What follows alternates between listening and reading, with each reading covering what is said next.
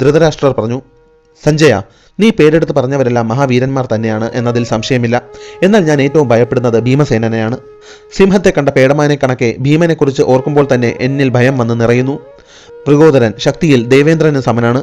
അവന് കൗരവപക്ഷത്തോട് അതിയായ ശത്രുതയുണ്ട്. അവൻ ചിരിച്ച് ഞാൻ കണ്ടിട്ട് പോലുമില്ല. അവൻ ക്രോധത്താൽ ഭ്രാന്ത് പിടിച്ചവനെ പോലെയാണ്. അവന്റെ ഇടിമുഴക്കം പോലുള്ള ശബ്ദം എൻ്റെ കാതുകളിൽ ഇന്നും മുഴങ്ങുന്നു. അവൻ പുൽക്കൊടിയെപ്പോലെയാണ് മഹാഗത വീശുന്നത് എന്ന് ഞാൻ കേട്ടിട്ടുണ്ട്. അവന്റെ ബലിഷ്ഠമായ കൈകൾക്കിടയിൽ ഞെരിഞ്ഞമർന്ന് പിടഞ്ഞ് എൻ്റെ പുത്രന്മാർ എല്ലാവരും കൊല്ലപ്പെടുമോ എന്ന് ഞാൻ ഓർത്ത് ഭയപ്പെടാത്ത നാളുകളില്ല. ഗതയേന്തിയ ഭീമൻ കാലപാശവുമായി നിൽക്കുന്ന യമദേവൻ തന്നെയാണ്. എൻ്റെ മനസ്സിൽ എനിക്ക് കാണുവാൻ കഴിയുന്നുണ്ട് ആ രൂപം. സ്വർണം കൊണ്ട് പൊതിഞ്ഞ ഉരുക്കുകൊണ്ട് നിർമ്മിച്ച ഭീമാകാരമായ ഗതയേന്തി നിൽക്കുന്ന ഭീമസേനനെ എനിക്ക് മനസ്സിൽ കാണുവാൻ കഴിയുന്നുണ്ട്. സിംഹം മാൻകൂട്ടത്തിനിടയിൽ നടക്കും കണക്കെ വൃകോദരൻ കൗരവ സൈന്യത്തിനിടയിലൂടെ സംഹാര താണ്ഡവമായി നടക്കുന്ന രംഗം എനിക്ക് മനസ്സിൽ കാണുവാൻ കഴിയുന്നു. അവന്റെ വിശപ്പ് ഒരിക്കലും അടങ്ങുകയില്ല. അവന് ക്ഷമ എന്താണെന്ന് പോലും അറിയുകയില്ല.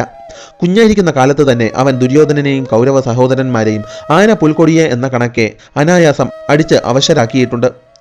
ഭീമൻ ആയുധം ഉപയോഗിക്കുന്നതിൽ അർജുനനെയും ദ്രോണരെയും പോലെ സമർത്ഥനാണ്. കൊടുംകാറ്റിന്റെ വേഗതയിൽ ഗത ചുരുട്ടി ശത്രുവിനെ കീഴ്പ്പെടുത്തുവാൻ കഴിവുള്ളവനാണ് അവൻ. സഞ്ജയ, ഭീമൻ കുഞ്ഞായിരിക്കുന്ന കാലത്ത് പോലും എനിക്ക് അവനെ നിയന്ത്രിക്കുവാൻ കഴിഞ്ഞിട്ടില്ല. എൻ്റെ പുത്രന്മാർ പാണ്ഡവരെ ദ്രോഹിച്ചിട്ടുള്ളത് മറ്റാരും മറന്നാലും ഭീമൻ മറക്കുകയില്ല. ഒരു ദയാദാക്ഷിണ്യവുമില്ലാതെ അവൻ എൻ്റെ പുത്രന്മാരെ നിഗ്രഹിക്കും യുദ്ധം അരങ്ങേറുകയാണെങ്കിൽ. കരിമ്പന പോലെ ശക്തനാണവൻ. ഭീമൻ അർജുനനേക്കാൾ ഉയരമുള്ളവനാണ്. കുതിരയേക്കാൾ വേഗതയും ആനയേക്കാൾ ശക്തിയുമുണ്ട് അവന്.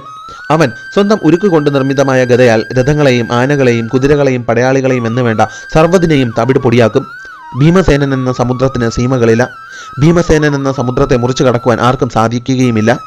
മൂഢന്മാർ മാത്രമേ ഭീമനെ യുദ്ധത്തിൽ തോൽപ്പിച്ചു കളയാമെന്ന് വ്യാമോഹിക്കുകയുള്ളൂ. കൊടും കാറ്റിനെ യുദ്ധം ചെയ്ത് തോൽപ്പിക്കുവാൻ ആർക്കാണ് കഴിയുക? ഭീമന്റെ ഉരുക്ക് കൊണ്ടു നിർമ്മിച്ച ഗത, ഭീമൻ അതെടുത്ത് വീശിയൊന്ന് അടിച്ചാൽ ആന പോലും ചത്തുവീഴും.